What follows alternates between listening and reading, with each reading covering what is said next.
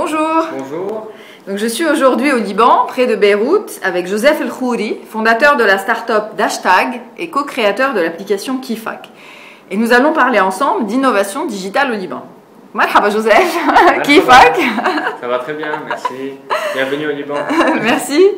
Donc, avant de te poser quelques questions autour de l'innovation digitale au Liban et de ce qui s'y passe, est-ce que tu peux commencer par nous présenter peut-être un peu en détail ton parcours à toi, pour voir comment tu es devenu entrepreneur, comment tu as créé l'application Kifak, que tu la présentes, et ton activité aujourd'hui, puisque je propose après que du coup on se base aussi sur ton expérience et ton témoignage d'entrepreneur pour parler un peu de ce qui se passe en ce moment au Liban en termes de start-up et d'innovation. Bien sûr, bien sûr. Tout a commencé au fait, j'ai suivi mes études au Liban, à l'université Saint-Joseph. J'ai fait 4 ans de télécommunication. Donc suite à ma 4e année, j'ai été accepté en France, à Paris, dans une école d'ingénieurs en informatique qui est l'EPITA, qui est connue à Paris. Et donc j'ai voyagé en 2011 pour poursuivre mes deux années d'études là-bas. Donc dès que je suis arrivé là-bas, il y avait déjà mon frère qui ça fait à peu près 10 ans qu'il est installé à Paris. Et il avait eu une idée d'une application en fait. C'est quand sa petite fille est née qu'il s'est demandé comment on va lui apprendre à parler libanais. Et donc il a eu l'idée de créer une application, donc il est venu vers moi, il m'a demandé si j'étais capable de développer une application. Donc à ce moment-là, j'étais déjà intégré dans mon école et j'avais commencé à avoir des cours de développement d'application. Je lui ai dit oui, bien sûr, pourquoi on ne fait pas ça. Et donc on avait tout ce qu'il faut pour commencer, il nous fallait juste le contenu. Donc à ce moment-là aussi, on a rencontré une personne qui s'appelle Antoine Flayfield, qui est en fait, une personne qui a étudié la philosophie. Il a en même temps rédigé des bouquins qui apprennent la grammaire et la conjugaison libanaise. Donc on a parlé avec lui, on lui a dit s'il était d'accord qu'on travaille ensemble. Et voilà, ça a commencé comme ça en 2011, on a lancé l'application Kifak. Et donc ça fait à peu près 3 ans. Oui, même un peu plus. Non, on va dire en 2012 on a lancé, donc ça fait 3 ans, un peu plus, 3 ans et demi. Et voilà, tout se passe bien jusqu'à maintenant. On a pas mal d'utilisateurs. Tu peux nous donner quelques détails sur le nombre d'utilisateurs, comment ça marche on a à peu près 70 000 téléchargements qui sont diversifiés dans le monde. Donc on n'a pas un seul pays bien précis. Donc l'application peut être téléchargée de partout dans le monde. Les plus grands, on va dire, les plus grands acheteurs viennent de France, de l'Amérique et du Canada et de l'Australie un peu. Récemment, on essaie un peu d'intégrer le marché brésilien, puisqu'il y a pas mal de Libanais là-bas. Il y a environ 8 millions de Libanais. L'application est très simple. Elle peut être téléchargée sur iPhone, sur Android ou sur Windows Phone. Elle contient 20 leçons. 2 leçons sont gratuites. Et pour avoir les 18 autres leçons, il faut juste payer $5, ce qui est rien. Et donc, depuis que j'ai lancé Kifak et dès que j'ai terminé mes études, je suis revenu au Liban. J'ai travaillé pendant 8 mois dans une société de développement d'applications mobiles. Et puis, j'ai quitté et je me suis lancé tout seul. Et c'est en 2013, septembre 2013, que j'ai lancé ma start-up qui est Dashtag. Et donc, on développe des applications mobiles et des sites web. Et voilà. Et vous travaillez pour des clients libanais ou à l'étranger ou pour quel type de clients? La plupart de nos clients sont des Libanais. C'est vrai qu'il y a mon frère aussi qui m'aide parfois à ramener quelques projets de France. Mais en gros, oui, le marché, c'est le marché libanais. C'est pour ça que ça nous intéresse du coup. Oui, bien sûr, parce que récemment, on a remarqué que, ça fait environ 2 ans, que le Liban a commencé à rentrer dans le digital. Et dans tout ce qui est application mobile. Et il fallait profiter de l'occasion pour commencer. Alors, tu me fais ma transition. Du coup, si je te dis innovation digitale au Liban, pour toi, ça fait référence à quoi? À quel type de métier ou d'activité, ou quel champ d'application ça recouvre? Oui, donc quand on parle de digital, on parle de tout ce qui est, on va dire, application mobile, site web, tout ce qui est social media, donc quand on parle de Facebook, Twitter, Instagram, WhatsApp? Ouais, WhatsApp, on veut, ouais, surtout au Liban. Ah oui, j'ai l'impression que c'est assez développé comme usage. Ouais, c'est vrai que par exemple, quand j'étais en France, je leur disais, vous utilisez pas WhatsApp? On me dit, c'est quoi WhatsApp? Ils connaissent pas c'est quoi. Parce que c'est vrai qu'au Liban, puisque le coût des forfaits mobiles ne sont pas à très bon prix, donc on cherche toujours des solutions plus affordables, plus économiques. Donc c'est pour ça qu'on était tous contents qu'il y avait le WhatsApp, on peut parler gratuitement, maintenant on peut communiquer aussi et faire des appels téléphoniques. Mais ce que tu me dis, c'est plutôt que les usages digitaux se développent dans l'économie. Est-ce qu'il y a plus particulièrement un univers de start-up qui se crée aussi et qui essaye de créer des choses nouvelles dans cet univers? Oui, ça devient de plus en plus important au Liban. On a à peu près, je connais personnellement, pas moins que 15 incubateurs de start-up. Incubateurs? Oui, oui. D'accord. Donc on connaît, il y a Veritech, il y a Bader, récemment il y a le UK Lebanon Tech Hub qui a choisi 41 compagnies parmi 140 personnes qui ont postulé. Et voilà qui a été choisi parmi les 41 compagnies. Et donc ils offrent pendant 6 mois un programme de business. Donc ils apprennent comment fonder la start-up, comment recruter, comment travailler sur le marketing et tout ça. Et donc à la fin des 6 mois, ils choisissent 15 compagnies qui vont être sélectionnées pour aller à Londres pendant 6 mois aussi, pour qu'ils rencontrent des investisseurs et qu'ils essayent d'agrandir leur société. Donc oui, il y a pas mal d'incubateurs de start-up. Et c'est ce qui nous aide au fait en tant que jeunes Libanais pour qu'on reste au Liban.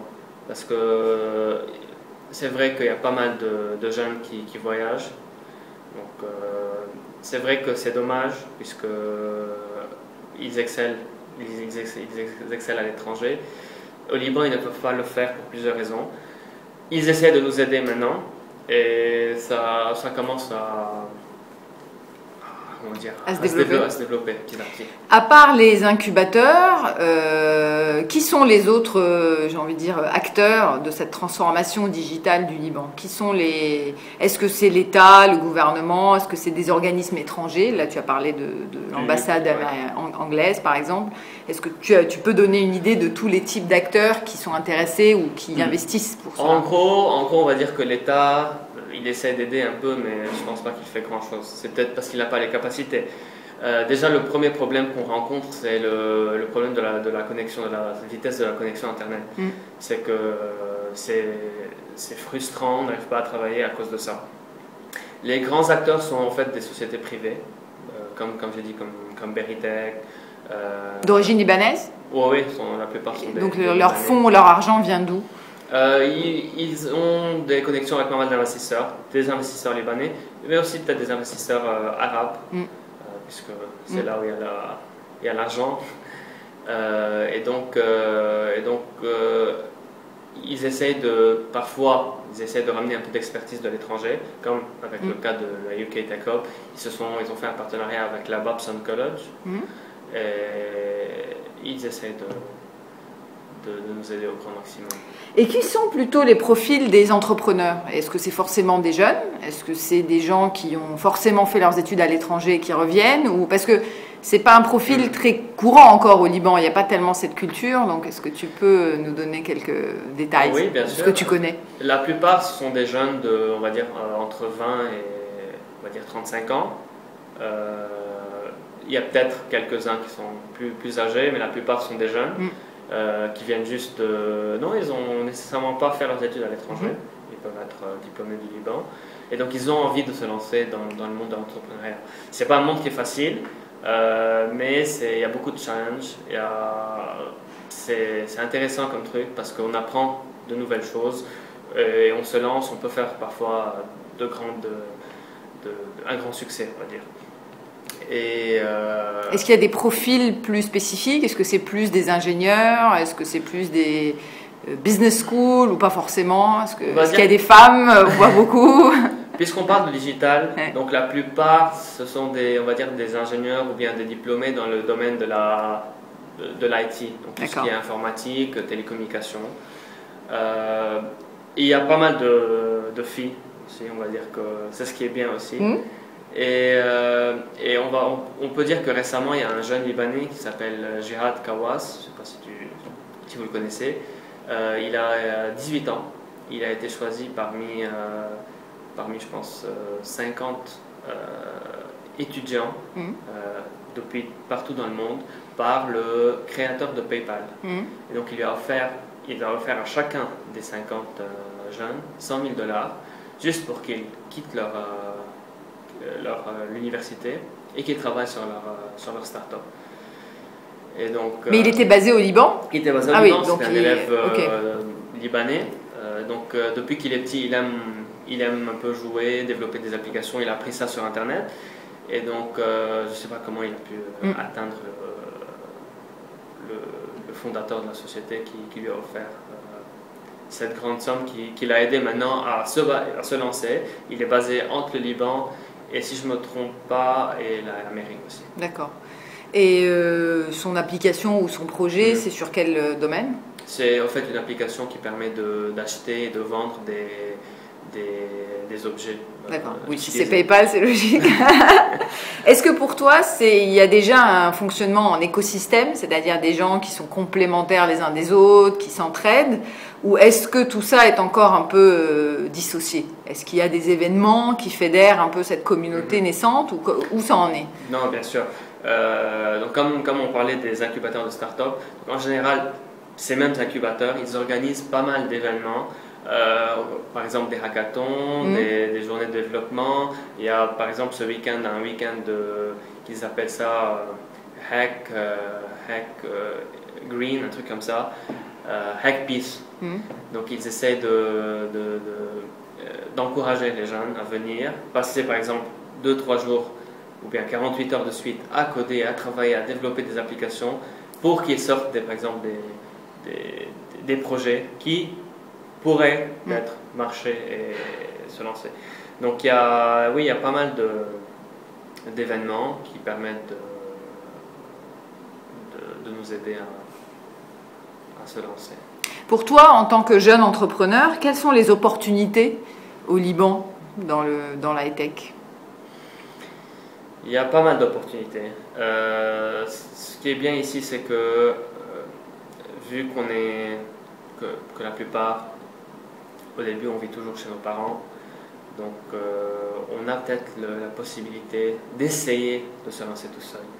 Donc on peut peut-être sacrifier 1 année, 2 années, peut-être sans salaire, juste pour essayer de lancer notre produit. C'est peut-être plus difficile à l'étranger, puisque peut-être la vie est plus dure si les enfants ne sont pas chez leurs parents. Le seul problème qu'on a ici, c'est, comme j'ai dit, le problème de la connexion Internet. Oui, là tu anticipes sur ma question suivante.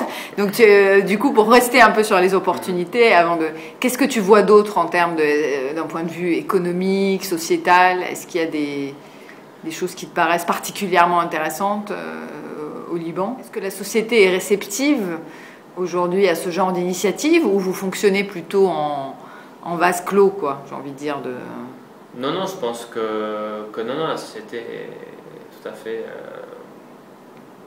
on va dire, partante et encourage aussi les jeunes. Et c'est la seule solution qui va permettre aux jeunes de rester ici. Parce que, si on va parler les choses clairement, un jeune Libanais, s'il va essayer d'être employé dans une société, vu les salaires qui ne sont pas très élevés, ce n'est pas facile. Un jeune ne peut pas fonder sa famille et faire ça tout seul. Donc c'est pour ça qu'on essaie au moins de se lancer dans l'entrepreneuriat avant de trouver la solution que la plupart utilisent toujours, c'est de voyager soit à Dubaï, soit en Arabie Saoudite pour travailler et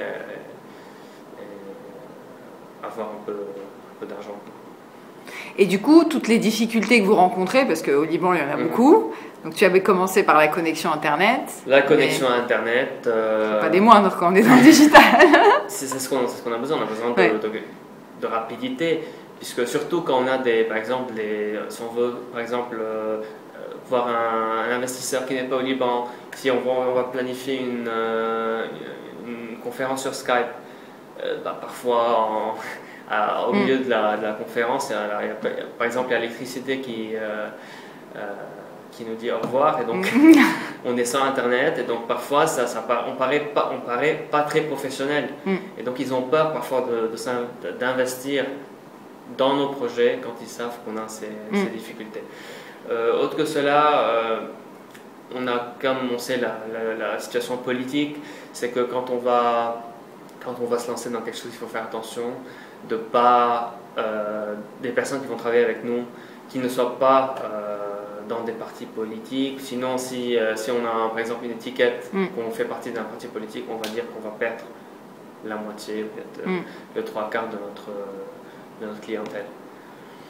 Et vous avez des facilités à attirer d'autres jeunes? J'ai envie de dire, au début dans une start-up, on n'a pas forcément les moyens de payer ses employés ou autres, donc on fait beaucoup appel à des stagiaires ou des gens qui s'associent, etc. Est-ce que ça marche aussi ici ou ça n'intéresse pas beaucoup? Ça marche aussi avec les jeunes qui sont tout juste diplômés, donc on essaie de les convaincre et de leur dire que venez, vous pouvez vous lancer avec nous, vous faites 3 mois de stage, si vous aimez, vous pouvez devenir partenaire. Et on est obligé de faire ça parce qu'on n'est pas capable de payer des salaires. Donc voilà, on leur propose de donner du temps et on leur parle et on les convainc que le projet qu'on est en train de faire va marcher, va succéder à cause d'eux. Donc ils essaient de donner du maximum de leur temps pour nous aider et pour qu'ils succèdent avec nous. En ce qui concerne Kifac, par exemple, si vous allez être incubé dans cet incubateur, du coup, quels sont les objectifs? Parce que j'imagine que derrière, pour avoir été sélectionné et aller à Londres, qu'il y a des objectifs ambitieux. Donc, quels sont les objectifs que vous visez, par exemple? Notre objectif principal, c'est de trouver des investisseurs, parce que notre seul problème... Oui, mais pour faire quoi? C'est-à-dire parce que notre seul problème, c'est la publicité. Ce n'est pas facile, parce que pour Kifac, le marché est très grand, mais il est très varié, il est très, on va dire, dispersé. Ce n'est pas facile, par exemple, d'atteindre les Libanais qui sont au Brésil. Il faut une personne là-bas. Donc, pour avoir une personne là-bas, il faut payer. Donc, on n'a pas les moyens pour ça. On cherche des investisseurs pour leur dire, voilà, vous mettez une somme d'argent, on paye pour tout ce qui est marketing, et voilà, vous aurez ça en contrepartie. Donc, c'est ça notre seul problème actuellement, c'est le problème de publicité. Et je pense que si on arrive à convaincre les investisseurs, on peut aller très loin dans Kifac. Quelles sont du coup les relations que vous, start-upers, etc., essayez de développer avec l'étranger? Et bon, on a parlé d'investissement, mais est-ce qu'il y a d'autres échanges que vous essayez d'avoir avec des mentors, avec des gens expérimentés, je ne sais pas? Et quelles sont les zones d'influence plutôt? Est-ce que c'est le monde arabe? Est-ce que c'est l'Europe? Est-ce que c'est les États-Unis? En gros, si on va parler d'expérience et d'expertise, si on va chercher, là, c'est en Amérique. Qu'ils ont ça, puisqu'ils ont, on va dire, peut-être 1 an, 2 ans d'avance sur nous. Donc, si on un peu plus. Peut-être un peu plus. Mais maintenant, on va dire peut-être dans le digital, ça va, on n'est pas très loin. Donc, c'est peut-être qu'on recherche là-bas les personnes qui vont nous conseiller pour savoir comment on va se lancer. Une deuxième chose qui est possible maintenant, c'est par exemple de voir quelles startups ont succédé à l'étranger et d'essayer d'appliquer la même chose pour le Liban et le monde arabe. Et c'est le cas au fait d'une des sociétés, d'une startup libanaise qui s'appelle Andrami. Comment? Andrami. Oui. D'accord. Donc ils ont... Mais Mélodie? Oui, c'est comme Deezer, Deezer et Spotify, je pense. Donc ils ont appliqué la même chose, mais pour le monde arabe. Et il faut dire que au Liban, peut-être un peu moins, mais en Arabie Saoudite et à Dubaï, ils aiment bien les applications qui sont en arabe, donc ils sentent qu'ils ont... Ils customisent en fait. Oui, ils aiment que ça soit customisé juste pour eux. Donc c'était très intelligent d'Andrami de faire ça, et on peut dire qu'aujourd'hui ils sont sur la bonne voie ils ont fait un très grand succès. Mais du coup, est-ce que tu peux nous donner d'autres exemples de start-up libanaises qui soit réussissent bien ou que tu penses très intéressantes à suivre pour donner quelques noms concrets et voir dans quel champ elles travaillent? Par exemple, on a Andrami, on a l'application du jeune Jihad Kawas qui s'appelle Seili, aussi, une start-up qui se lance. Il y a aussi un Libanais qui a développé une application qui s'appelle Pou. Pou? P-O-U, oui. D'accord. C'est comme connaissez le zazou. Vous vous rappelez du zazou, le petit item, le petit objet qu'on achetait avant, Ouais. où il y avait un animal qu'il fallait nourrir. Donc il a fait la même chose, Oui, mais d'accord. dans une application mobile.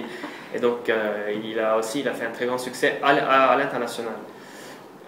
Ou est-ce qu'il y a des entrepreneurs libanais qui ont eu beaucoup de succès et qui sont un peu des modèles à suivre dans le domaine du digital et du high-tech? Oui, il y a pas mal on va dire de sociétés qui se sont lancées dans ça. Donc je peux nommer quelques-unes, par exemple.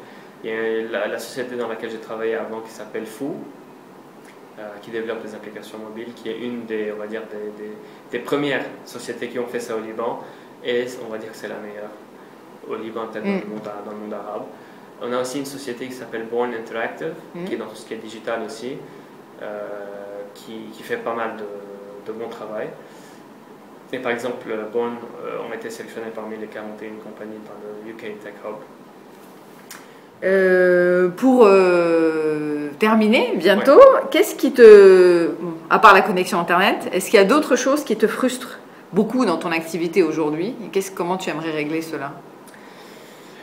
On a un problème qui est le problème des paiements. Par exemple, aux Libanais, c'est peut-être pas seulement les Libanais, mais c'est un problème qu'on a, c'est que parfois on travaille, on développe une application, et donc il faut attendre 3, 6, peut-être 1 an avant qu'on soit payé. D'accord. Et donc...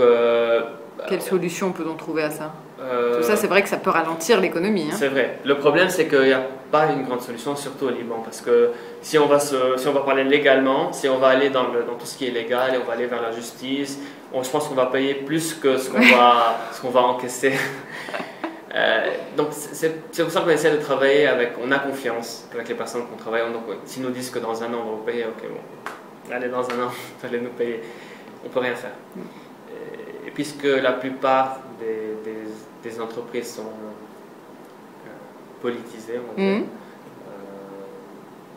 donc ils ont tous des connexions. Des connexions, donc on a peur de... Il faut être très patient pour être entrepreneur au Liban. C'est ça, il faut être très patient, mais ça reste une très belle chose. Et si tu avais une baguette magique et que tu pouvais exaucer 3 vœux, tu changerais quoi? 3 vœux, ok. La première, c'est peut-être transformer tous nos politiciens en geek. On est dans le digital là. Peut-être qu'ils se lancent un peu dans le digital, ou bien juste leur dire que les pousser, donner la place aux jeunes. Ça, c'est la première chose. Je pense que même une baguette magique ne pourrait pas le faire. La deuxième chose, c'est qu'il y ait un peu plus d'investissement dans les startups. C'est vrai que récemment, la Banque du Liban a invité toutes les banques du Liban à investir dans les startups, mais il faut encore plus. Puisqu'ils parfois ils sont très picky dans leur choix. Sélectif. Ils sont très sélectifs, donc il faut qu'ils donnent encore plus de chance aux autres jeunes. Et la troisième chose, c'est la connexion Internet. D'accord. Ben, merci beaucoup. Merci à vous. Est-ce que tu veux rajouter quelque chose qu'on n'a pas abordé, que j'ai oublié, que tu trouves important? Rien du tout, mais il faut juste j'invite tous les jeunes Libanais qui sont à l'étranger à penser à revenir au Liban, parce qu'on a besoin d'eux, on a besoin de nouvelles têtes, on a besoin de têtes intelligentes, et c'est ici qu'il faut qu'ils s'investissent, puisqu'en fin de compte, le Liban c'est leur pays. Et voilà. Merci beaucoup. De rien, merci à vous.